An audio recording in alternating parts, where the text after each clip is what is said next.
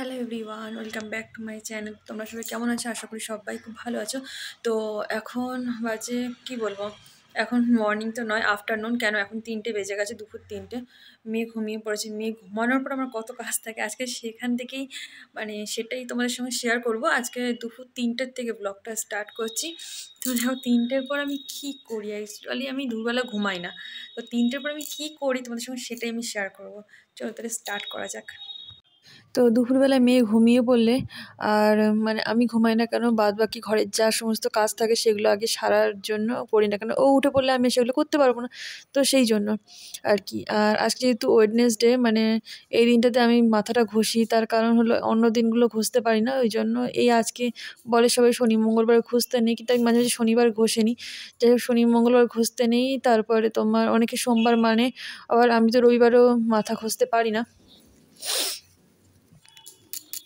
তো রেডি। আর চুলে যেহেতু আজকে শ্যাম্পু করেছিলাম, চুলটা অল্প অল্প ভেজা আছে, তো ওই জন্য চুলটা খুলে রাখলাম। জাস্ট একটা উপরে ক্লিপ দিয়ে বাদ বাকি চুলটা ছেড়ে রাখলাম। তো চলো কাজগুলো শুরু করে দিয়ে যাক।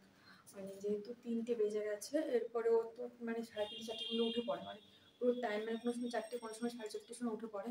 আর বাইরের যা আওয়াজ, তাতে মনে হয় উঠে পড়বে তাড়াতাড়ি। কেন, এখনই চারিদিক থেকে ওই ফেরিওয়ালাগুলো, দুপুরবেলা তো যায় সবাই, তো তারা যাচ্ছে। আর যে স্পিড, জোরে গান চালায় না, ও বেশিক্ষণ ঘুমাতে পারে না, ও রাস্তার দিকে ঘরটাই ঘুমায়। ওই জন্য না আর কি, একটু আওয়াজে উঠে পড়ে, খুব সতর্ক ঘুম। তো ও ওঠে আগে এগুলো করে নিতে হবে, নাহলে ও উঠে পড়লে আমি এগুলো আর করে নিতে পারবো না। তো এখন সব পরিষ্কার করতে শুরু করে দিই। যেহেতু ও ঘুমাচ্ছে, সেহেতু আমি এগুলো পরিষ্কার করে নিই। এই একটা সুযোগ যে এই ফাঁকে আমি এই সমস্ত কিছু পরিষ্কার করে, ঘরটা আমার ক্লিন করতে হবে সন্ধ্যের আগে। সন্ধ্যেবেলা অনেকে আসে, অনেকে বলতে আমার আসবে, আজকে 2টো স্টুডেন্ট আসবে, আর তারপরে আমার বাবা মাও আসবে।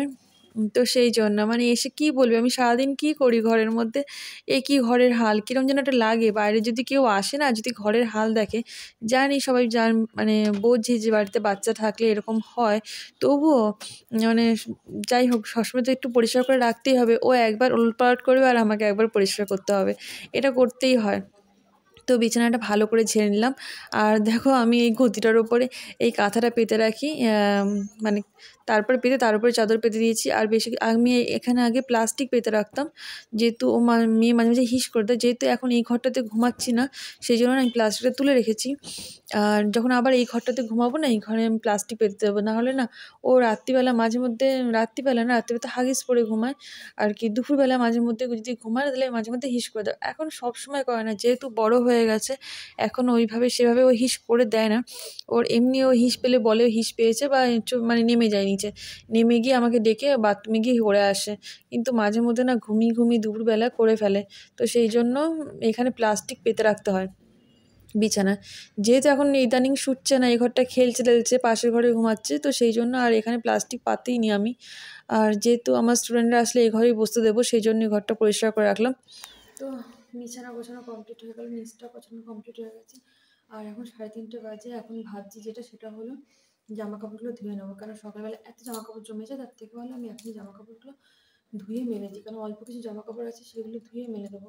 কিন্তু ওই আওয়াজ হলে মেয়ে উঠে পড়বে, একটা টেনশন। তবু জামা কাপড়গুলো ধুয়ে দিলে না, সকালে আর টেনশনটা থাকে না। সেই জন্য এখন ভাবছি জামা কাপড়গুলো ধুয়ে দেবো। দিলে হাঁপিয়ে গেছি কিছুটা করে। এখন তো অনেক কাজ বাকি, বাসনপত্র ধোয়া বাকি আছে, আর জামা কাপড়টা ধোয়া বাকি আছে। দুটো কাজ বাকি আছে। আর মোটামুটি যা কেচেছিলাম সেগুলো জামা কাপড় ভাঁজ করা মোটামুটি হয়ে গেছে। জাস্ট এই দুটো কাজ করলেই হয়ে যাবে। আসলে বাচ্চারা ঘুমিয়ে যাওয়ার পর মাদের কাজ করতে হয় একদম নিস্তব্ধে, যাতে টুক করে একটা আওয়াজ না হয়, তাহলে পট করে ঘুম থেকে উঠে পড়বে। সবে ঘুমিয়েছে, সেই জন্য না এক্ষুনি উঠে পড়লে ওরও ওই কাঁচা ঘুমটা ভেঙে যাবে। আর সেই জন্য আমি অনেক আস্তে আস্তে কথা বলছি। কাঁচা ঘুমটা ভেঙে গেলে ও ইরিটিং করবে, সারাটা বিকাল আমাকে প্রচণ্ড ডিস্টার্ব করে জ্বালাবে। ওরই ভালো লাগবে না শরীরটা আসলে তখন, কোনো কিছুই ভালো লাগে না, না খেতে ভালো লাগে না, খেলতে ভালো লাগে, কিছুই ভালো লাগে না। তো সেই জন্য ও ঘুমাক আস্তে ধীরে সুস্থে। আর আমি মোটামুটি কাজগুলো আর যেগুলো বাকি আছে সেগুলো করে নিই। তো এখন যাব জামা কাপড়গুলো ভিজিয়ে দেবো। আর এই দেখো চুলটাকে আমি মোটামুটি শুকিয়েই গেছে আমার এই এদিক ওদিক কাজ করতে করতে।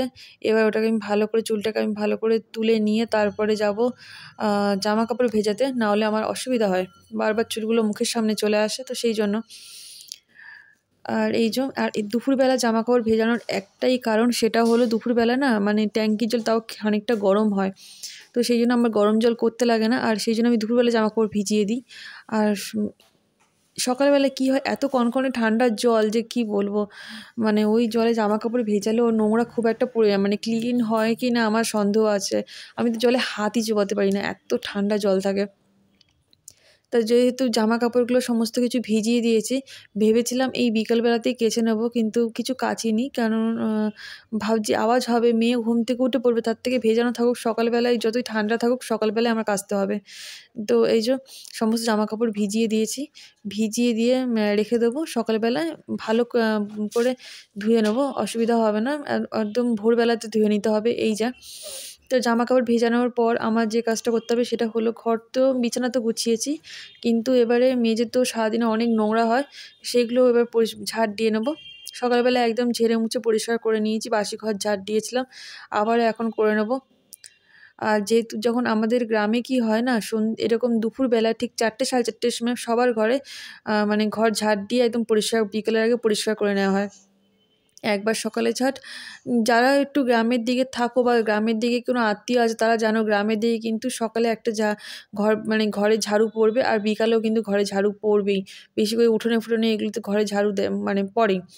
তো আমি দেখেছি এখানেও আমাদের গ্রামেও দেখেছি, মানে মেদিনীপুরে, পুরুলিয়াতেও দেখেছি, বিকেলবেলা এসেও উঠোনটা ঝাড় দিয়ে যেত পিসি।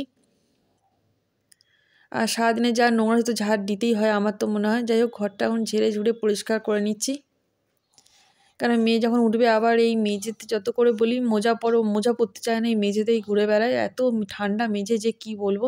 রাতের পর তো যেন পুরো বরফ, মনে হয় বরফের উপর দিয়ে হাঁটছি। যেমন তাও শীতকালে একটু কষ্ট হলেও গরমকালে কিন্তু ভালো আরাম আছে, মেঝেটা ঠান্ডা থাকে, বেশি গরম লাগলে কি বলতো ওই মেঝেতেই মানে বসে পড়ি, পাটা মেলে, বেশ আরাম লাগে।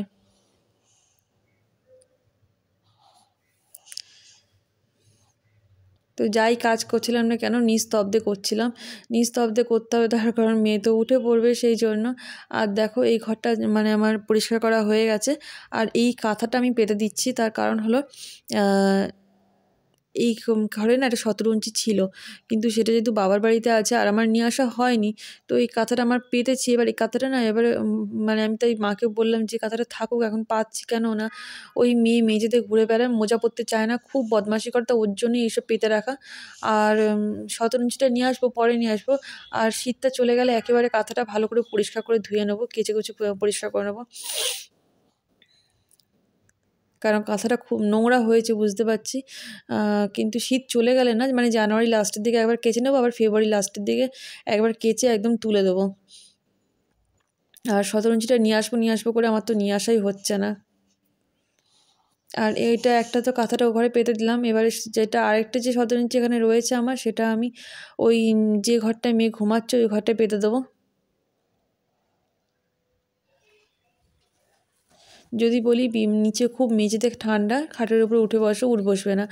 আর মোজাটা এতবার করে খুলে এতবার করে পরাই না, মাঝেও মারও খেয়ে গেছে আজকে সকালবেলা, এই মোজা খোলা নিয়ে আর প্যান্ট খোলা নিয়ে। এত ঠান্ডা, মোজা বারবার করে খুলতে বারণ করছি, এই ঠান্ডা লাগা নিয়ে মানে ভোগান্তি খেয়ে মানে উঠলাম, ভুগিয়ে উঠলো, মানে কি বলবো। ও নিজেই ভুগেছে, ওরই বেশি কষ্ট হয়েছে, তাও কথা শুনতে চায় না। আমার ঘর যে পরিষ্কার করে মানে যে কাকিমা, তিনি তো আজকে আসেননি, তিনি আসলে খুব ভালো করে পরিষ্কার করে দিয়ে যায়, মানে এতটা ভালো পরিষ্কার করে দিয়েছে যে কি বলবো। আমার তো বেশ কিছুদিন মানে পরিষ্কারই করতে হয়, মানে কিছুদিন না, মানে তারপরে পরের দিন না মুছলেও হয়, মানে ঝাড় দিতে হয়, না মুছলেও হয়। উনি এসে খুব ভালো করে ঝাড় দিয়ে একদম কোনা টোনা খুব ভালো করে পরিষ্কার করে দিয়ে যায়। তো যাই হোক, আমি এখন মানে আগে তো ঘর মুছতাম, আর এখন না আমি একা হাতে পারি না সমস্ত ঘরটার মুছতে। মোটামুটি ডাইনিংটা মুছি, আর যে ঘরটা বেশি ইউজ করি সেই ঘরটা আমি মুছি। সমস্ত ঘর মুছে উঠতে পারি না। আর এই শীতকালে তো একদমই নয়, কেন ঠান্ডা লেগে যাওয়ার একটা ভয় আছে। আমার যদি ঠান্ডা লেগে যায় তাহলে মেয়েরও ঠান্ডা লেগে যেতে পারে, তো সেই জন্য। আর এ দেখো ঘর আমার ঝাড় দেওয়া হয়ে গেছে কমপ্লিট। তো এখন ওই শতরঞ্জিটা ভাঁজ করে রেখে দেবো, পরে রাত্রিবেলায় পাশের ঘরটায় পেতে দেবো। আর এটা কিছুদিন আগেই কাচা হয়েছে, কিছুদিন আগে মানে 3-4 দিন আগে কেচে রেখেছি। মোটামুটি সব কাজ হয়ে গেছে, শুধু বাকি আছে এটা হলো জামা কাপড়টা ধোয়া। তো জামা কাপড় আর ধোবো না, কারণ 4টে বেজে গেছে, 4:30 বেজে গেছে। তাই এখন আর ধোবো না, ভেজানো থাক। কালকে সকালবেলা উঠে ওগুলো আগে ধুয়ে দেবো। এখন আর ধোবো না, কারণ ধুতে গেলে উঠে পড়তে পারে জলের আওয়াজে। থাক, ও ঘুমাচ্ছে। মোটামুটি তো কাজ আমার হয়ে গেছে, আর বাসনটা মাজা বাকি আছে। ও ঘুম থেকে উঠে গেলে ওকে নিয়েই করে নেবো, কারণ এখন আর করবো না। এখন গিয়ে ওর পাশে একটু শোবো, ব্যাস। তারপর তো বিকেলবেলায় ও উঠলে ওকে নিয়ে যা কাজগুলো আঁকে সেগুলো করে নেবো।